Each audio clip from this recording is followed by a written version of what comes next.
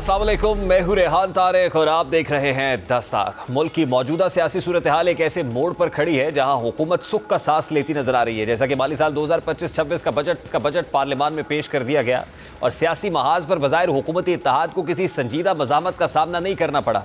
Opposition खास तौर पर तहरीक इंसाफ, जो कभी सड़कों पर और कभी पार्लियामान के अंदर एक ताकतवर मुखालिफ के तौर पर सामने आती थी, इस वक्त कई मुश्किलात में घिरी हुई दिखाई दे रही है। अब ये सूरत हाल एक अहम सवाल को जन्म देती कि क्या पीटीआई मौजूदा हालात में महज मज़ाहमत के ज़ोर पर कोई बड़ा सियासी मकसद हासिल कर सकेगी। अब बज़ाहिर ये रास्ता ना सिर्फ दुश्वार है, बल्कि शायद इसलिए देर पा ना रहे।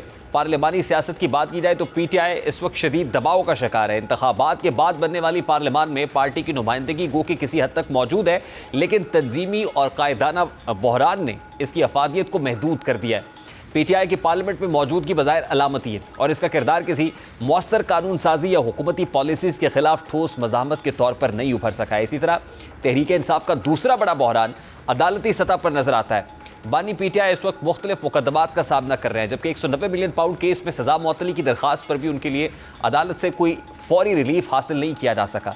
बानी पीटीआई के वकला की जानिब से मुख्तलिफ कानूनी निकात उठाए गए, लेकिन उनकी अपीलें बार बार मौखर हो रही हैं या मुस्तरद की जा रही हैं। इससे जाहिर होता है कि अदालती महाज पर पीटीआई की पोजीशन कमज़ोर है, बल्कि शायद कानूनी हिकमत अमली में भी कोई बड़ा खला मौजूद है। कानूनी माहिरीन के मुताबिक इस वक्त अदालती अमल से हटकर बड़ी कामयाबी हासिल करना पीटीआई के लिए एक तवील, पेचीदा और गैर यकीनी सफ़र बन चुका है। यहाँ तक कि पार्टी की क़यादत में भी वाज़ेह खला नज़र आता है। अब तक मुतबादिल लीडरशिप नहीं उभर सकी है और मरकज़ी रहनुमा मुसलसल जेलों, मुकदमात और गिरफ्तारियों की जद में, जिसकी वजह से अवामी सतह पर पार्टी की मौजूदगी कमज़ोर हुई है और तंजीमी ढांचा अदम इस्तेहकाम का शिकार हो चुका है। पीटीआई के अंदरूनी इख्तलाफात इसे एक तनहा और गोशा नशीन जमात बना रहे हैं। तहरीक इंसाफ की सियासी मज़ामत की हिकमत अमली भी खासी महदूद दिखाई देती है।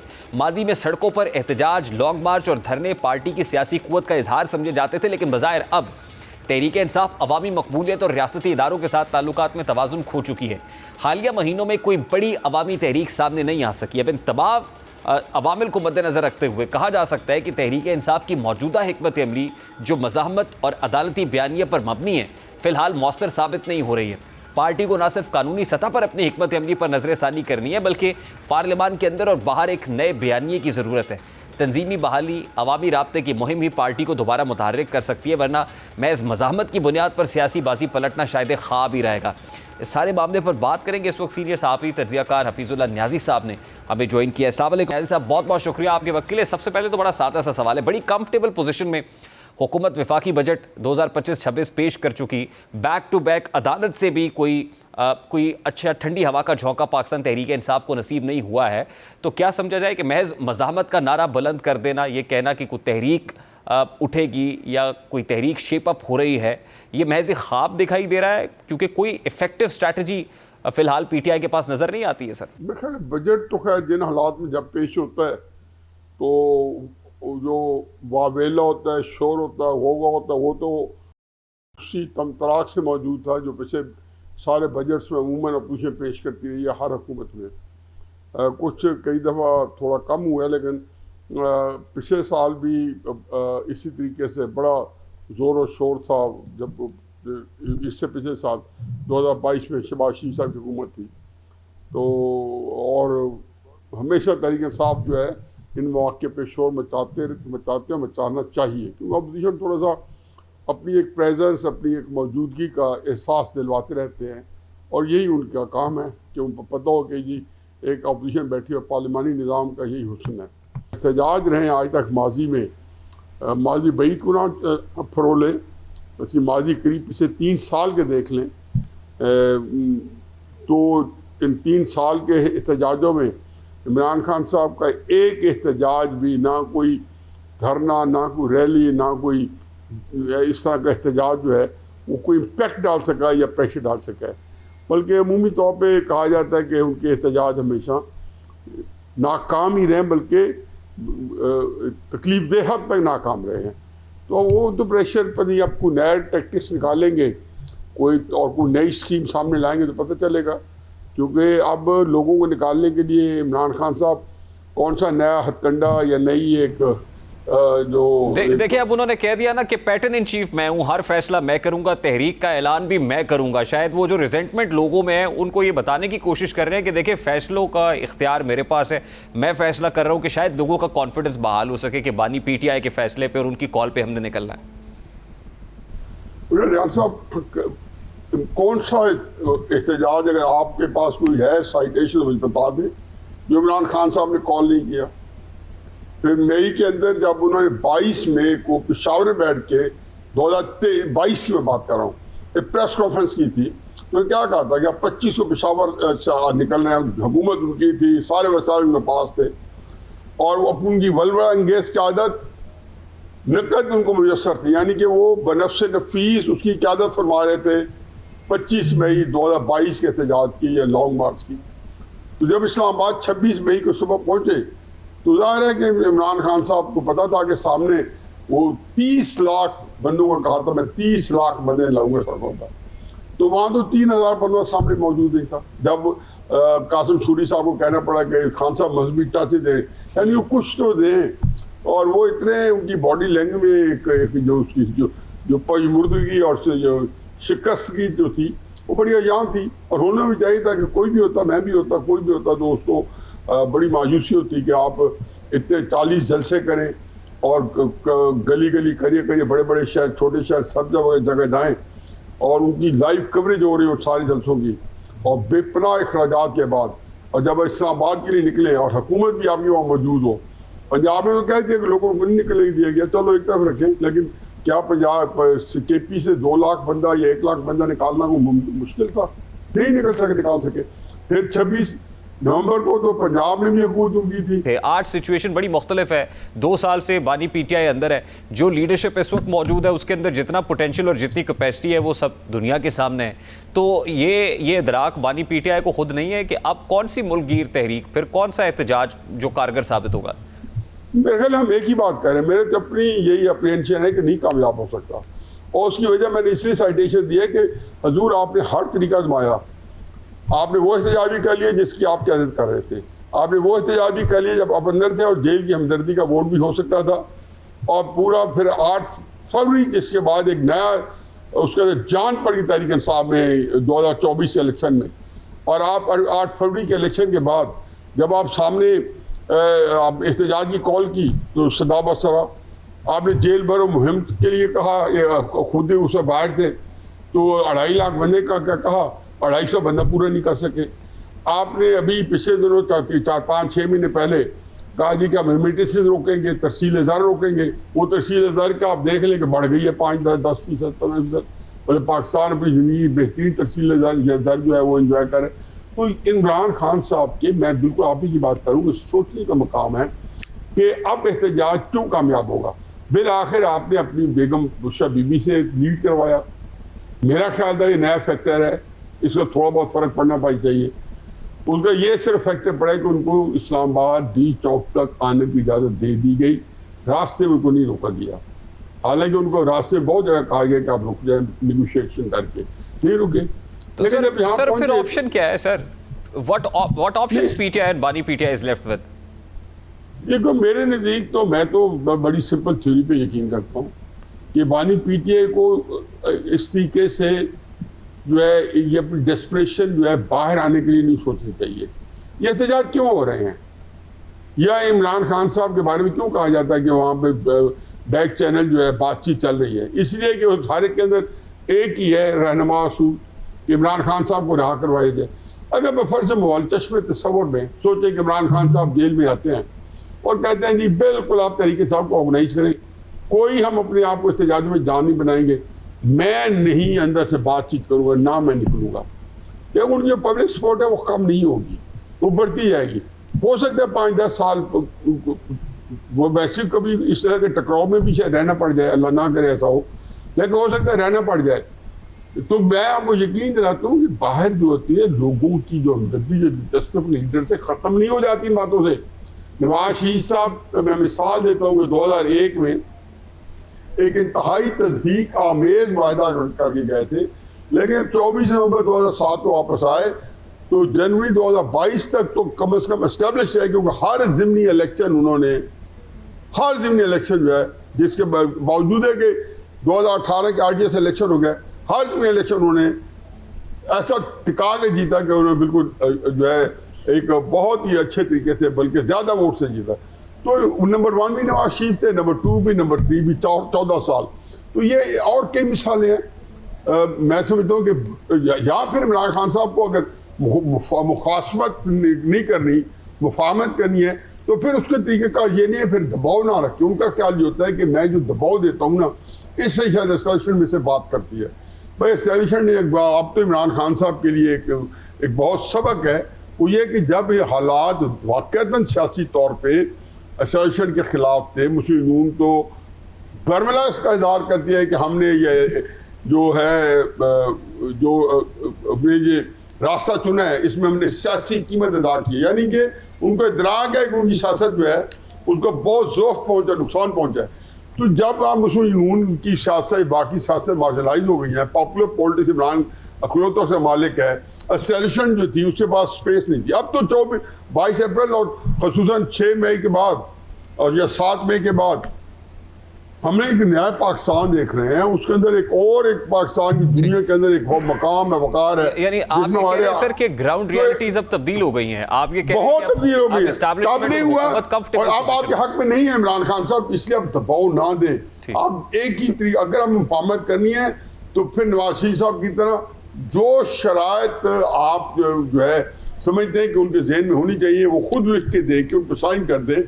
जैसा कि हलीमा बीबी ने एक प्रेस कॉन्फ्रेंस की थी आज से 3-4 हफ्ते पहले, जिससे एक पूरे मुल्क में तासुर फैला था। मैं खुद इस बात, मुझे लगता था कि शायद इमरान खान साहब की रिहाई करीब आ गई है। आपकी तो खबर थी 5 जून के हवाले से कि बानी पीटीआई 5 जून के हवाले, क्योंकि सारे जो इवेंट्स हो रहे थे उसके बाद मैंने तो तजिया करना, मेरे पास तो किससे बोलना, ना नजूमी ना था, मैं तो तबसरा किया कि भाई ये मुझे बड़ा हक्का बक्का कर दिया।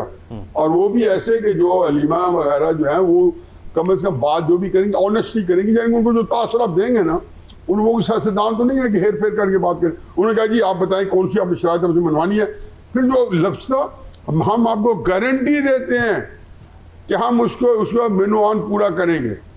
अब ऐसी सूरत हाल से आप जो है आ चुकी हो, तो मेरा अपना ख्याल है कि जी इमरान खान साहब ने की जो दोगली पॉलिसी है कि जी मैं दबाव दूंगा तो शायद मुफाहमत में मुझे ज़्यादा मार्जिन मिले या ज्यादा राहत मिले, ये बड़ा ही गलत है सर। ये गलत सबक तो नून लीग ने दिया था ना, पावर टॉक्स टू पावर, मज़ामत होगी तो मुफाहमत होगी। नहीं कि मुस्लिम लीग नून ने कहा जी मज़ामत से लिया। मुस्लिम लीग नून बेचारी तो आज तक एक ही दफ़ा उन्होंने मज़ामत करने की कोशिश की थी, वो कलसूम नवाज निकली थी और उसमें उनको डील मिल गई थी। ठीक है, बहुत बहुत शुक्रिया हफीजुल्लाह नई साहब आपके वक्त के लिए। अभी एक ब्रेक लेंगे और ब्रेक के बाद जब वापस आएंगे इकोनॉमिक फ्रंट से कुछ खबरें आपके साथ शेयर करेंगे। पर्टिकुलरली हुकूमत वफाकी बजट पेश कर चुकी है, लेकिन इसकी मंजूरी में किन मुश्किलात का सामना करना पड़ सकता है, इस ब्रेक करेंगे हमारे साथ।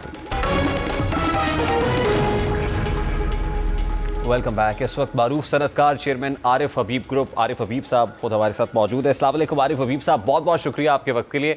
सबसे पहले तो ये कहिएगा कि वफाकी बजट 2025-26 इस पर पेश किए गए आदाद शुमार और फिर हुकूमत के माशी इकदाम बिजनेस कम्युनिटी के लिए किस कदर हौसला अफजा हैं? आई थिंक जैसा कि मार्केट में जो है वो ये बात चल रही थी कि गवर्नमेंट का जो ज्यादा फोकस था इस करंट फाइनेंशियल ईयर में वो मैक्रो इकोनॉमिक स्टेबिलिटी की तरफ था, और वो मैक्रो इकोनॉमिक स्टेबिलिटी उन्होंने अचीव की है और उनके नंबर्स जो शेयर हुए हैं हमसे वो सेटिस्फैक्ट्री हैं। और बड़ी प्राउडली वो भी कहते थे और मार्केट ने भी उसको रिस्पॉन्ड किया है कि मैक्रो इकोनॉमिक स्टेबिलिटी जो है अल्हम्दुलिल्लाह पाकिस्तान में अच्छी हुई है। दूसरा जो साथ ही साथ इसका फैक्टर होता है वो ग्रोथ है। तो ग्रोथ पे जो है ज़ाहिर है उनका टारगेट जो है वो अचीव नहीं हो सका है, और वो जो नंबर भी उन्होंने दिया है उसमें आखिरी क्वार्टर में कुछ ज़्यादा जो है वो एस्टिमेट किया है ग्रोथ को, तो उसमें अपटेक है। लेकिन तो उस पर अब ये नया बजट जो है उस पर प्राइम मिनिस्टर भी और फाइनेंस मिनिस्टर भी और दूसरे जो मिनिस्टर्स हैं वो ये कि भाई नया साल हमारा ग्रोथ का साल होगा।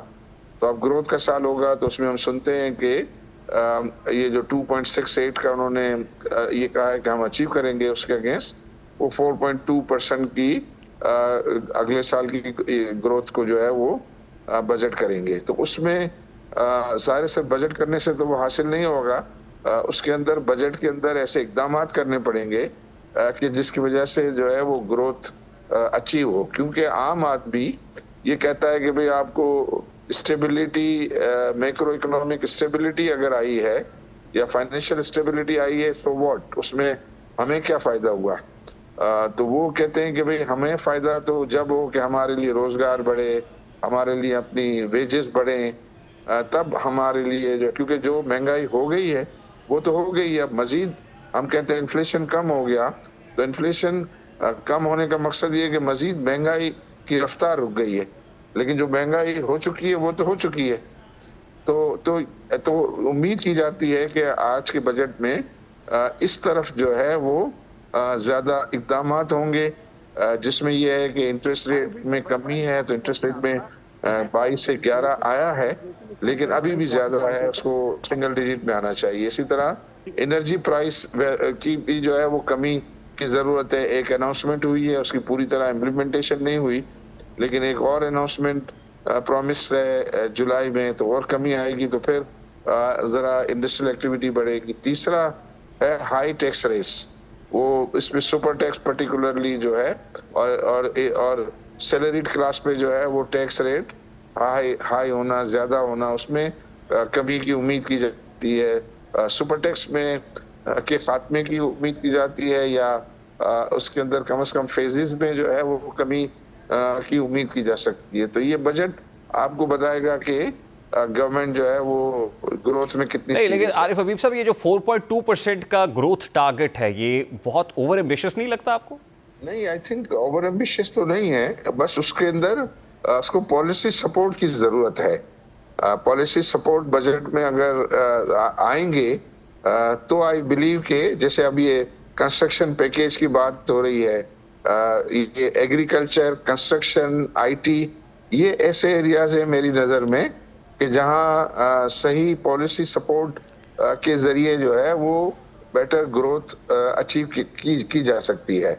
तो वो वहां जो है वो फिर इतना मैं नहीं समझता कि 4.2% कोई बहुत ज्यादा एम्बिशियस है, ये अचीवेबल नहीं, देखिए ना, जहां लार्ज स्केल मैन्युफैक्चरिंग की सिचुएशन आपके सामने है, सेक्टर बहुत अच्छा परफॉर्म नहीं कर सका, इस परफॉर्मेंस के साथ ये अपहिल टास्क नहीं है? नहीं, आप सही कह रहे हैं, आप ये सही कह रहे हैं कि ये इश्यूज ये प्रॉब्लम में है वो, और उनका परफॉर्मेंस अच्छा नहीं रहा है। बजट में उस डायरेक्शन में जो भी एक्शंस होंगे वो डेफिनेटली ये टारगेट अचीव करने में, आई बिलीव जब उन्होंने टारगेट रखा है तो उसके पीछे कोई डेफिनेटली स्ट्रेटेजी को डिस्कस किया होगा, और वो स्ट्रेटेजी जो है ये इनकी बजट रिकमेंडेशन में आती है या नहीं, ये क्वेश्चन है जो आई बिलीव के बजट सुन के हम कमेंट कर देखिए सकते हैं। आरिफ हबीब साहब, एक तासुर है कि इंटरेस्ट रेट 22% से 11% के ऊपर आ गया, डॉलर पैरिटी जो एक्सचेंज रेट है वो भी खासा स्टेबल रहा, लेकिन इसके बावजूद ना सिर्फ लोकल इन्वेस्टर्स बल्कि इंटरनेशनल इन्वेस्टर्स का भी जो एतमाद है वो बहाल नहीं हो सका। क्या ये तासुर दुरुस्त है? आई थिंक इसमें 3 बड़े फैक्टर है ना, जिसका इंटरेस्ट रेट आपने बताया वो कम हुआ है, बहुत खुश आइंद है, और उसकी वजह से जो है आप सर्वेज जो आ रहे हैं, तो सर्वेज में जो है लोगों की में जो है वो पॉजिटिविटी का उनसे नजर आता है। जिस तरह बात हुई हमारी एनर्जी प्राइस को मजीद कम होना चाहिए, 9 सेंट्स के करीब जो है वो हम पहुंचेंगे, तो आई बिलीव कि फिर जो है वो यहाँ प्रोडक्शन कैपेसिटीज और लोग लगाने का सोचेंगे। तीसरा जो है सबसे बड़ा वो टैक्स रेट है। टैक्स रेट अब रीजन में हम सबसे हाईएस्ट हैं, तो वो टैक्स रेट रेशनलाइज होगा, एंड आई थिंक अगर वो अनाउंस भी कर दें कि हम ये सुपर टैक्स अगले 2-3 साल में खत्म करेंगे, इस दफा हम 2-3% करते हैं, फिर 3% करेंगे, फिर 4%, तो उससे फिर लोग नई इन्वेस्टमेंट को प्लान करना शुरू कर देंगे। फिर ये जो हमारे एक्सपोर्टर्स हैं टेक्सटाइल के, वो अगर नाराज बैठे हुए हैं तो उनके साथ एंगेजमेंट करके उनको क्या जायज चीज चाहिए वो अगर उनको अवेलेबल कर दी जाए, तो वहां से भी हम आई थिंक ग्रोथ को भी अचीव करेंगे। और लास्टली आरिफ हबीब साहब, एनर्जी कॉस्ट कम होना जो मैंडेटरी है इंडस्ट्री का पहिया चलने के लिए, वो कम होती हुई नजर आ रही है? जी, आई बिलीव, मैं देख रहा हूँ, क्योंकि ऑयल प्राइसेस वगैरह नीचे आई हैं, तो जो फ्यूल कॉस्ट है वो फ्यूल कॉस्ट में ऑलरेडी कमी है, उसकी वजह से कम होना चाहिए। और फिर गवर्नमेंट जो है वो दूसरे भी इकदाम उन्होंने सोचे हुए हैं जिसको करने से ये इसकी रिडक्शन में जो कंट्रीब्यूट कर सकते हैं, तो वो डेफिनेटली वो करेंगे। तो और फिर ये है कि एनर्जी की जब कंजप्शन बढ़ेगी तो वो खुद भी कॉस्ट को जो है वो नीचे लाता है, क्योंकि हमारे यहाँ ये कैपेसिटी यूटिलाइजेशन बगैर यूटिलाइजेशन के पे करना पड़ता है। अगर वो यूटिलाइजेशन बढ़ेगी तो उनकी कॉस्ट नीचे आएगी, तो वहां से भी कुशन पैदा होगा। तो 3 जगह से जो है वो कुशन, एक तो फ्यूल कॉस्ट कम हो रही है उसकी वजह से, एक गवर्नमेंट के इकदाम हैं उसकी वजह से, और एक जो है वो एनर्जी कंजप्शन बढ़ेगी, तो उसकी वजह से भी जो है वो उसकी कॉस्ट जो है वो नीचे आएगी। तो ये वहां भी ये पोटेंशियल तो मौजूद है, ये मौजूद है, और इसकी ये एक्सपेक्ट करना चाहिए कि इंशाल्लाह इसमें कमी आएगी। ठीक, बहुत बहुत शुक्रिया। बहुत हबीब साहब आपके वक्त के लिए। हुकूमत के कुछ टैक्स रेवेन्यू मेजर्स की बात भी करेंगे। अशफाक तोला साहब जो माहिर टैक्स अमूर हैं वो हमें ज्वाइन करेंगे इस ब्रेक के बाद हमारे साथ रहिए।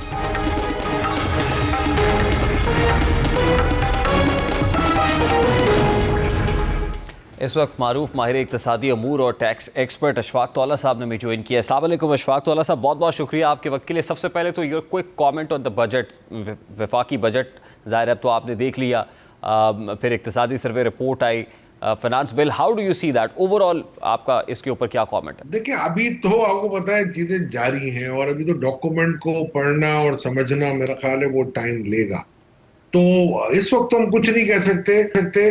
कोशिश उन्होंने ये की है, जो बाय एंड लार्ज मुझे लग रहा है कि जो मैं पिछले 1.5 साल से कह रहा हूँ कि हॉरिजॉन्टल इक्विटी आप क्रिएट करें। हॉरिजॉन्टल इक्विटी क्या क्रिएट करते हैं, अभी ये मेजर देखने पड़ेंगे। अभी तो ना फाइनेंस बिल हमारे पास सही से आया हुआ है, ना उसके हम डिटेल्स बता सकते हैं आपको कि क्या होगा। बट ये है कि उन्होंने कहा है जी तनख्वाहदार तबके का 12 लाख तक का जो टैक्स था वो 6,000 रुपये कर दिया इन्होंने, 500 रुपये महीने के हिसाब से। फिर ऊपर वाले उसमें हिस्से में उन्होंने 4% की कमी वाकई की है, जो 22 लाख तक है। फिर 30 लाख तक जो है उनको फिर उन्होंने मेरा ख्याल 2% की कमी की है। इस तरीके से सरचार्ज में 1% कम किया है। ये तो कुछ है, मगर मेरा ख्याल है ऊँट के मुंह में जीरा है। ये तो कोई नहीं कि मेरा ख्याल है रिडक्शन है ही नहीं। इससे बेहतर है ना करते तो ज्यादा बेहतर होता। तो वो छोटे वालों का है 30,000 से 6,000 कर दिया, वहां तक ठीक है।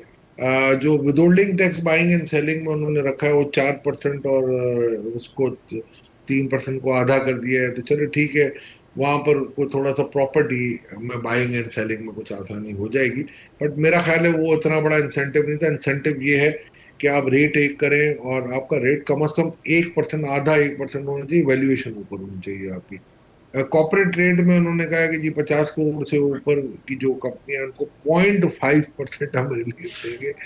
मेरी तो समझ से कासिर है। और एक तरफ आप ये भी कहें, सेल्स टैक्स में उन्होंने सोलर पैनल पे बात की है, पुराने दरामदती वो जो पैनल है उनके ऊपर। और तो अभी बाय एंड लार्ज को ऐसा अभी चीजें समझ आने वाली बात है। अभी तो लेकिन अशफाक तौला साहब, फाइलिंग ऑफ रिटर्न जो है वो तनख्वाहदार तबके के लिए कहते हैं आसान कर दिया है, डॉक्यूमेंट बड़ा इजी कर दिया है, वो जो एक पेपर्स का पलंदा था उसको कम कर दिया है और बड़ा शॉर्ट डॉक्यूमेंट है। How do you see that, कि कोशिश की जा रही है कि इंसेंटिवाइज किया जाए या ब्रीदिंग स्पेस मिले तनख्वाहदार तबके को, उसके लिए कोई आसानियां पैदा की जा सके? इससे कोई फर्क नहीं पड़ता आप 2 घंटे लगा के करें या 4 घंटे लगा के करें, ठीक है ना। रिटर्न का एक फॉर्म था जहां आपको नहीं था नॉट अप्लीकेबल, हम लिख देते थे। मगर मेन मसला है आपका टैक्स का बोझ। कंप्लायंस आप इजी करें ये तो बहुत अच्छी बात है, but this is not enough. Enough is something कि आप उनको टैक्स में रिलीफ दें, आप नए टैक्स पेयर ढूंढे, उनको पकड़े। आप उनके लिए क्या कर रहे हैं? अभी फाइनेंस बिल आएंगे तो उसे हमें पता चलेगा कि कहीं कोई ऐसा आपने टैक्स लगाया है जहां नॉन फाइलर को पिंचिंग हो। अब वो कह रहे हैं जी नॉन फाइलर फाइलर की हम खत्म कर देंगे, हम कोशिश कर रहे हैं कि जी बैंकों के थ्रू उनको लोन भी ना मिले कुछ। मैं कहता हूं बिल्कुल जीरो कर दें, उनको आप कट आउट कर दें। But constitutionally you can't do it. Anyways let's see, it's a legal battle. क्या होता है, आप उनको ट्रैवलिंग रोकें, उनको आप इनको डोमेस्टिक टिकट भी ना लेने दें, आप देखें वो खुद ब खुद फाइल करेगा। बट फाइल करने के बाद क्या? टैक्स रिटर्न फाइल कराना is nothing. Tax return file करके उसकी ट्रू टैक्सेशन असेस करना वो इंपॉर्टेंट है। 90% आपका डायरेक्ट टैक्स आ रहा है सिर्फ 3.5% लोगों से, तो आप बाकी लोग क्यों टैक्स नहीं दे रहे? क्या आपके अफसर कर रहे हैं? ये असल सवाल तो है ना। असल सवाल ये तो नहीं है कि आप किस तरीके से ये कर रहे हैं। सवाल ये है कि आप ट्रू टैक्सेशन कब लाएंगे। हॉरिजॉन्टल इक्विटी क्या है कि आपका दुकानदार कब टैक्स पे करेगा, एग्रीकल्चर कब टैक्स पे करेगा, रियल एस्टेट में फाइलों का सट्टा कब बंद होगा? ये असल आपके जो पॉइजन है आपके सिस्टम के, उनको आपको एड्रेस करना है। ठीक, अब अभी कह रहे हैं कि होल सेलर के ऊपर जो है वो टैक्स लगा रहे हैं, रिटेलर के ऊपर जो है वो टैक्सेस इंपोज करने जा रहे हैं। ये बातें, इस पे आपने बहुत सारा काम किया हुआ है, लेकिन सरकार अब ये बात कर रही है, आपको लगता है कि अब भी ये करा पाएंगे? देखिए, मैं इस बात अल्लाह करे हो जाए, मेरी तो दुआ है पाकिस्तान के लिए टैक्स आएगा तो हम सब खुश रहेंगे, बट मसला ये नहीं है। मसला सिर्फ इतना सा है कि ये चीज जो थी, और जो 1.5 साल पहले जिस तरीके से, भोंडे तरीके से, जिस तरीके से आपने ये टैक्स रिफॉर्म्स की कोशिश की, और एक रिपोर्ट जो तैयार पड़ी हुई थी उसको बुलडोज करके, इसको इग्नोर करके, इसको सेट असाइड करके, उसको स्टीम रोल करके, ये 4 लफ्ज मैं इस्तेमाल करता हूं, आपने एक नई $5 मिलियन की एक नई रिपोर्ट बनवाने की कोशिश की, जिनको टैक्स पाकिस्तान की बड़ी अच्छी फर्म है, मैं उनकी रेपुटेशन की बात नहीं कर रहा, but from the perspective of Pakistan tax उनकी वो नॉलेज नहीं है।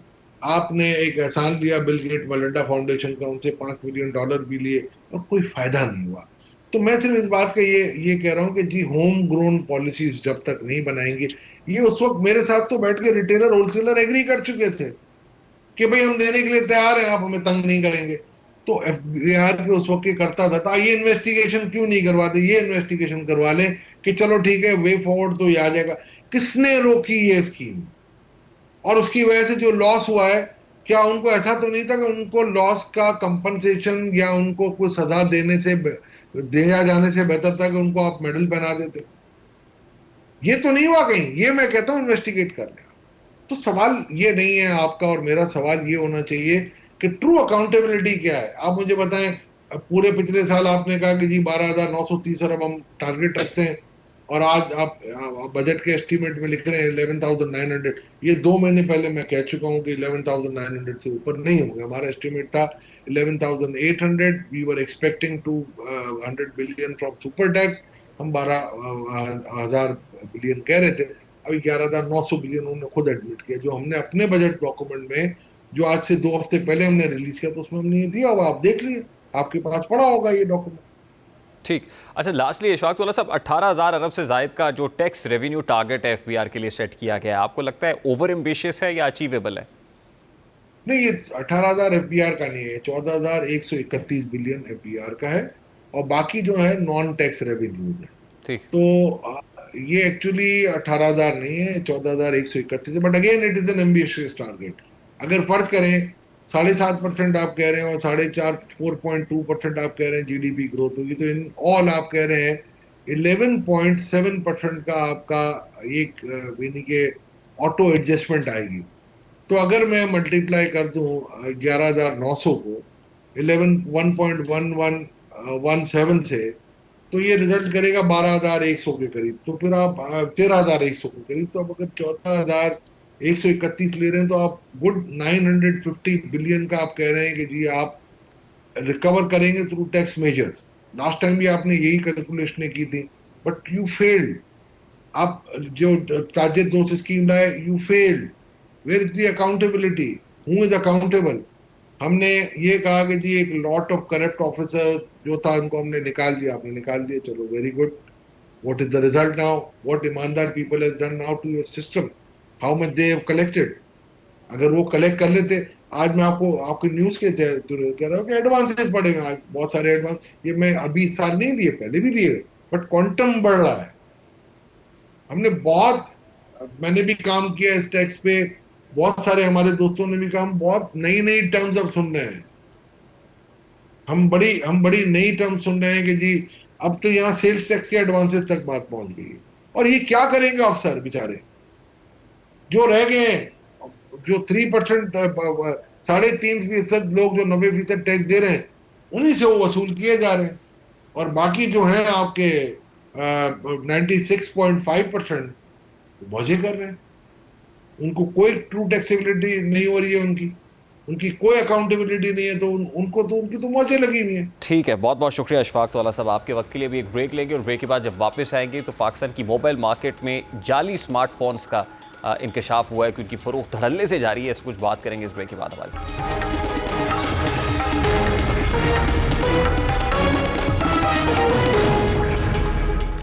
पाकिस्तान की मोबाइल मार्केट्स में जाली स्मार्टफोन्स की फरोख्त का इंकशाफ एक संगीन मसला बनता जा रहा है, जो सारिफीन के एतमाद को मजरूह कर रहा है और माशी नुकसान का बायस बन रहा है।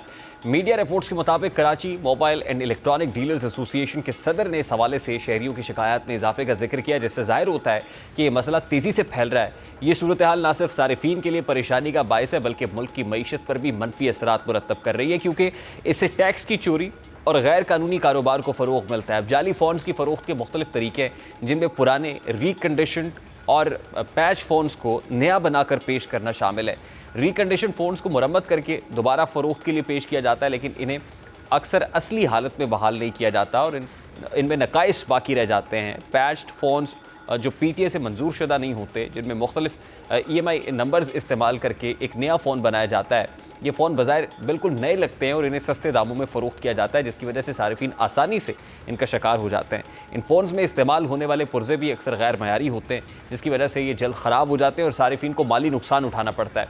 एक शहरी के साथ पेश आने वाला वाक़या इस मसले की संगीनी को वाज़ेह करता है और उस शहरी ने अपने पुराने फ़ोन की स्क्रीन मुरम्मत कराने की बजाय एक नया जो पैक्ड फ़ोन है वो ख़रीदा, लेकिन वो फ़ोन एक दिन बाद PTA ने बंद कर दिया, जिससे पता चला कि वो एक मुरम्मत शुदा फ़ोन था।